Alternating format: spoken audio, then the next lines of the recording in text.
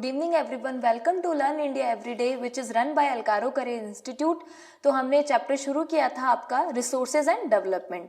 So till now we have talk about the definition of resources कि resources क्या होते हैं और उनके क्लासिफिकेशन भी हमने डिस्कस कर लिए हैं कि किस किस टाइप के क्लासिफिकेशन रिसोर्सेज के होते हैं. तो चलिए एक बार रिकॉल कर लेते हैं.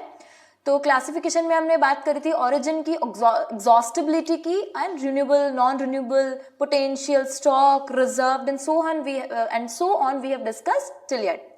और कल की क्लास में हमने डिस्कस किया था सस्टेनेबल डेवलपमेंट के बारे में, that what is sustainable development, why it is important. Sustainable development क्या होता है और सस्टेनेबल डेवलपमेंट इंपॉर्टेंट क्यों होता है, ये हमने अब तक की क्लास में डिस्कस कर लिया. अगर आप चैनल पे न्यू है और आपने पहले वीडियोस नहीं देखे हैं तो प्लीज गो एंड चेक, तो आपके सारे डाउट्स क्लियर हो जाएंगे और आप आज की क्लास से मैच कर पाएंगे. तो चलिए आज की क्लास स्टार्ट करते हैं.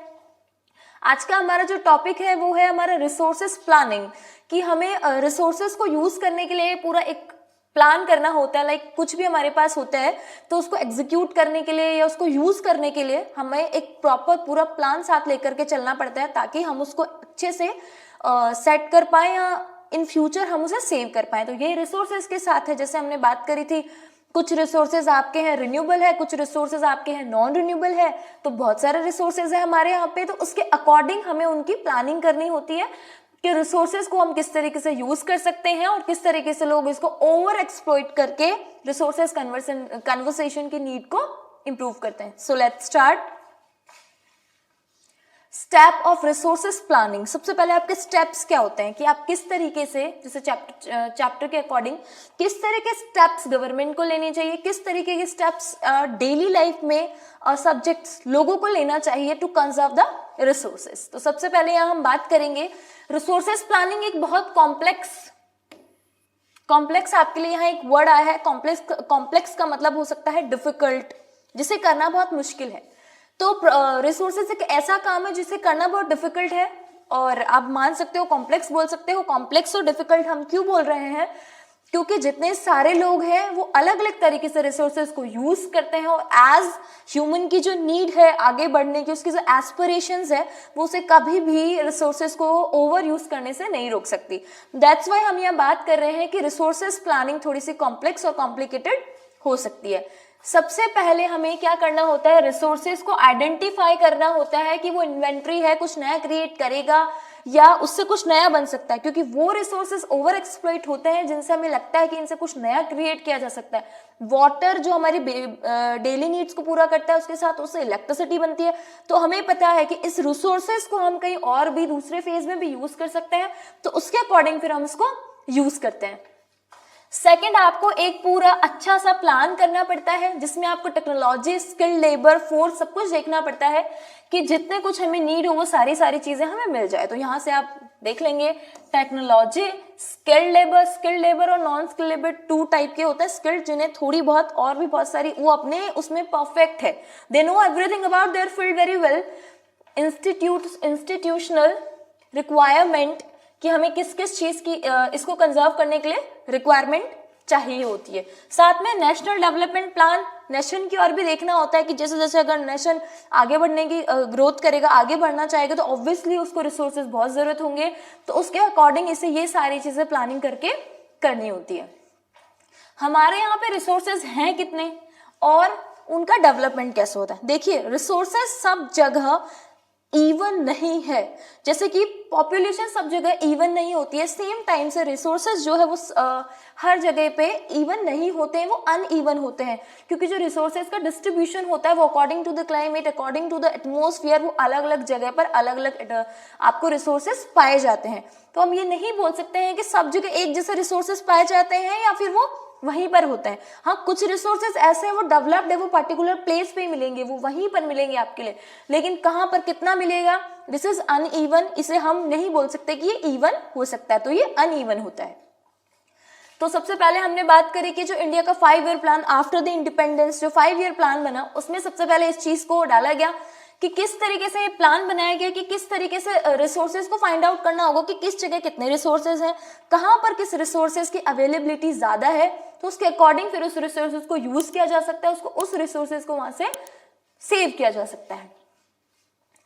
अब किसी भी REGION REGION, region means place या पर्टिकुलर एरिया आप बोल सकते हो। किसी भी एक पर्टिकुलर एरिया का है, डिपेंड है कि वो कितना इंपॉर्टेंट हो सकता है या वो कितना अच्छा हो सकता है। ये डिपेंड करता है कि वहां पे किस टाइप के रिसोर्सेज मिलते हैं, वहां पर कितने रिसोर्सेज मिलते हैं।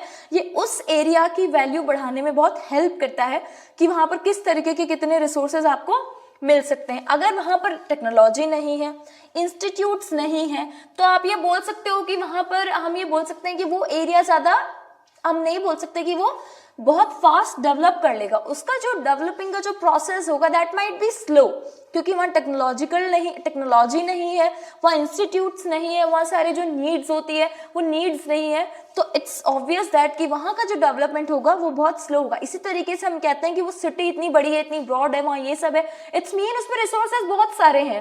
और जैसे हम बात कर चुके हैं कि रिसोर्सेज का मतलब सिर्फ यही नहीं है कि जो मिनरल्स हमें मिल रहे हैं, जो नेचर है, everything that making our life easy, that making our life comfortable, satisfy, वो सारे रिसोर्सेज हैं। तो हम ये नहीं बोल सकते कि पर्टिकुलर मिनरल रिसोर्सेज है, पेंसिल के अंदर ग्रेनाइट रिसोर्सेज है, एवरीथिंग जो हमारे लाइफ को इजी बना रही है वो सारी चीजें क्या है, वो सारी चीजें रिसोर्सेज हैं। हिस्टोरिकल फैक्ट अगर आप देखेंगे, मतलब पुराने टाइम हिस्ट्री की बात अगर हम करें, यहाँ की पुराने हिस्टोरिकल रिकॉर्ड्स अगर हम उठा करके देखेंगे, तो किसी पर्टिकुलर रीजन में जहां पर भी ज्यादा लोगों को लगता था कि यहाँ ये रिसोर्सेज है, यहाँ पर रिसोर्सेज ज्यादा मिल सकते हैं, तो वहां लोगों ने क्या किया, जैसे ब्रिटिशर्स आए तो उन्होंने अपनी कॉलोनीज यहाँ बना ली, क्योंकि उन्होंने देखा यहाँ पे इतने सारे रिसोर्सेज, यहाँ पे इतने सारे स्पाइसेस है, यहाँ पे इतना सारा वो सब कुछ मिल रहा है उनको, तो उन्होंने सच सोचा कि इतने सारे रिसोर्सेज है तो हम उनका यूज क्यों ना करें, हम उनसे कुछ ना कुछ इन्वेंट्री क्यों ना करें। और देखिए जितने भी रीजन थे जो कि रिसोर्सेज में रिच थे, उन सब में फॉरेन इन्वेडर्स किया, मतलब उन पर दूसरे लोगों ने मार्च किया, आक्रमण किया उन पे, क्योंकि वहां पर जो है रिसोर्सेज अच्छे थे। अब पुराने टाइम में कोई डेमोक्रेसी तो था नहीं कि हमने रूल्स रेगुलेशंस बना रखे थे, ऐसे ही था। तो उस तरीके से लोग जो है आकर के यहाँ पर आक्रमण करते थे और यहाँ के रिसोर्सेज को अपने साथ ले जाते थे। तो ये थे आपके स्टेप्स ऑफ रिसोर्सेज प्लानिंग और availability of resources and development. आगे हमारे 2 पॉइंट रहते हैं कि टेक्नोलॉजी जितनी एडवांस हो जाती है ना, और वहां पर कुछ एरियाज में आपको पता है सर्टेन कॉलोनीज वहां स्टेब्लिश हो जाती है, क्योंकि वो उस पर्टिकुलर एरिया को यूज करना चाहती है, और वहां के जो वीकर सेक्शन होते हैं, वहां के जो कमजोर लोग होते हैं, उन पे वो फिर अपना हक जमाना शुरू कर देती है, उनको अपना उनको एक्सप्लॉइट करना शुरू कर देती है। नेक्स्ट आपका बचता है कि यही सारी चीजें हैं कि हम इतना ओवर कंजप्शन कर रहे हैं, ओवर एक्सप्लॉइट कर रहे हैं, ओवर यूज कर रहे हैं, इसी की वजह से सोशल इकोनॉमिक प्रॉब्लम और सोशल इकोनॉमिक डिफरेंसेस भी आ जाते हैं। रिसोर्सेज भी एक बोल सकते हो जिसकी वजह से सोशल इकोनॉमिक प्रॉब्लम्स तो आते ही हैं, साथ ही साथ में सोशल इकोनॉमिक डिफरेंसेस भी आते हैं और एनवायरमेंट को भी प्रॉब्लम होती है। तो यही सारी चीजें जो कि हमें फिर आगे चलकर बोलता है कि हमें रिसोर्सेज को क्या करना चाहिए, रिसोर्सेज को हमें सेव करना चाहिए। तो यही था आपका आज की क्लास में हमने बात करी कि रिसोर्सेज प्लानिंग क्या होती है और उसमें हम क्या क्या चीजें करते हैं। Thanks for watching.